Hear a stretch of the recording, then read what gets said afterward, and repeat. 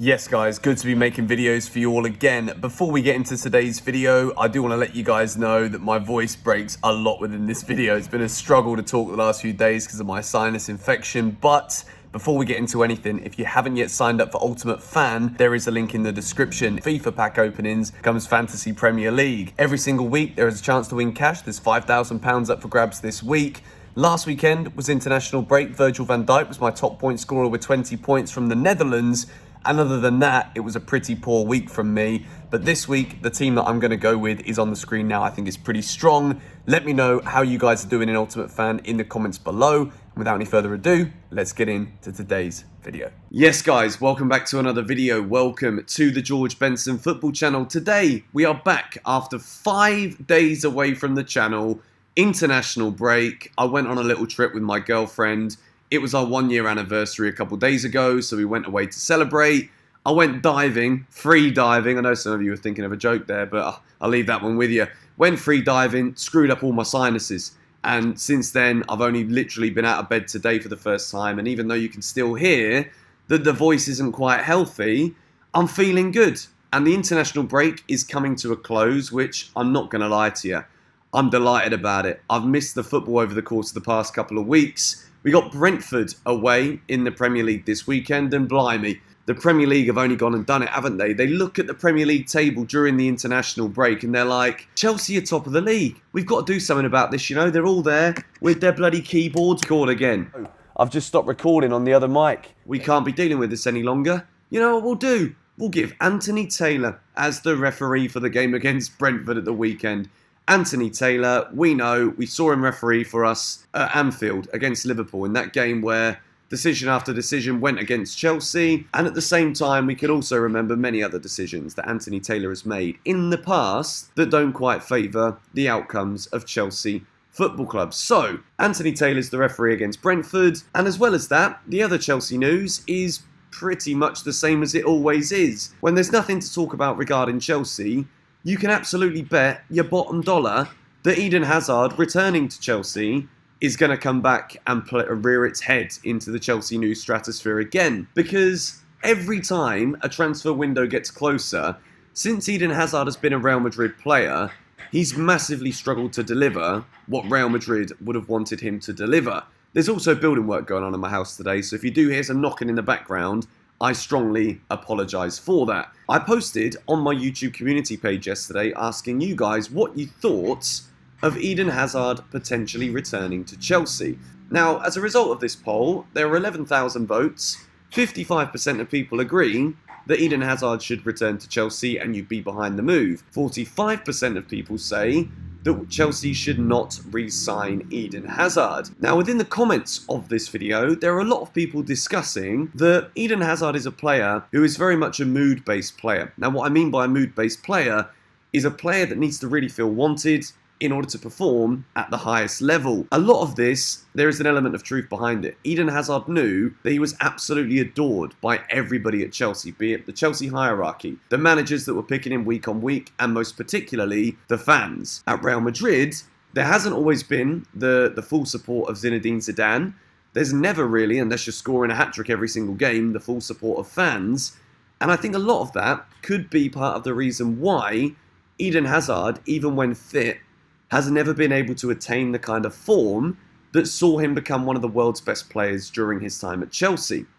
There's also a lot to be said for the fact that Chelsea managed to handle Eden Hazard and his injury problems incredibly well during his time at Chelsea, and the same cannot really be said at Real Madrid. Eden Hazard, I believe, has been out injured far longer than he's actually been available for selection. There are a lot of people that say, regarding the Chelsea fan base, that we shouldn't look back on players of the past and try and bring them in to what is a very progressive project. If you go back to a player who clearly isn't as good or the same player as he was when he was at the prime of his career when we had him at the club, it's destined to fail. My voice is going again here. I probably should have taken an extra day off, to be honest. But Eden Hazard returning to Chelsea, I've always said if the deal in terms of the finances available is the right amount, then I would take him back at Chelsea in a heartbeat. I think we're actually really lacking a wide player who can be consistent. I know there's so much irony in that because Callum Hudson-Odoi's never been given the chance to be consistent in a wide role, And Eden Hazard has certainly been nothing but consistent in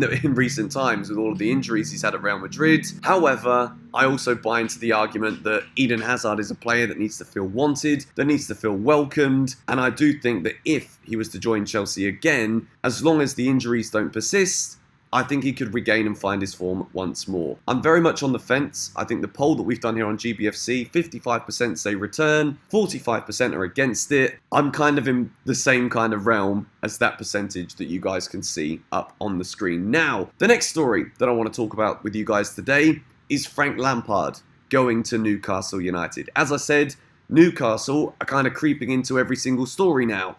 We're going to talk about a couple of players that Chelsea have been linked with, or one player that Chelsea have been linked with, who Newcastle are now, shockingly, supposedly interested in. It's an absolute journalist's dream, this Newcastle story. The fact that they have now been taken over for 300 million quid and are going to have some serious money to spend is brilliant, because every journalist who writes about football, the reputable ones, they're not going to do this. But a lot of the nonsense reporting that goes on in football, anyone who's linked with anybody, Newcastle are going to be there kind of playing devil's advocate, trying to jump into every single deal, trying to get involved in every single deal. And it's also the same for speculation. You know, we can sit here and say, well, why would Erling Haaland say no to Newcastle? Because Newcastle can afford him. There's a project there. He likes it at Dortmund, where there's always a project going on. You know, Newcastle can kind of jump in and get involved now in virtually every story. Frank Lampard going to Newcastle, though, is one that makes a lot of sense. In terms of the bookies' favourites as to who the manager will be after Steve Bruce, Frank Lampard is right up there at the top of the list. Antonio Conte is also right at the top of the list. But Frank Lampard, in my opinion, makes a lot of sense. He went to Derby, got them into the playoffs, almost got them promoted to the Premier League. Comes in at Chelsea. We lose Eden Hazard, and there is a project to be built at Chelsea. There is a job that needed to be done in order to deal with the fact that fans are going to be a bit worried that we weren't able to sign players. Another foreign manager comes in. It was a smart move from Chelsea to be able to say, it is a project with a £0 checkbook. Use the young players, which is something we've already seen from the small tenure you've had as a manager, as being an element of what you do. And do your best. The Chelsea fans will be behind you, and everything else, it is kind of a clean slate. Frank Lampard had that, with obviously the caveat of finishing in the top 4. At Newcastle, it's a different kind of job for Lampard, because he goes there with almost a blank checkbook that doesn't say 0, but it's how many zeros do you want, Frank? And I think for Lampard, this could actually be a brilliant project, because it is kind of starting from scratch. Newcastle have got a couple of really good players in there. St. Maximan is the obvious one that everyone talks about. And I think that Frank Lampard going to Newcastle United would be the perfect job for him as a manager, because I think anything at this point for Newcastle is going to be better than what Steve Bruce has brought to the fans, at least. Because Steve Bruce might have kept them in the league last year, but it's not excited the fans. They've never really been able to shake off the fact that he was a Sunderland manager. They're not getting the kind of football they want.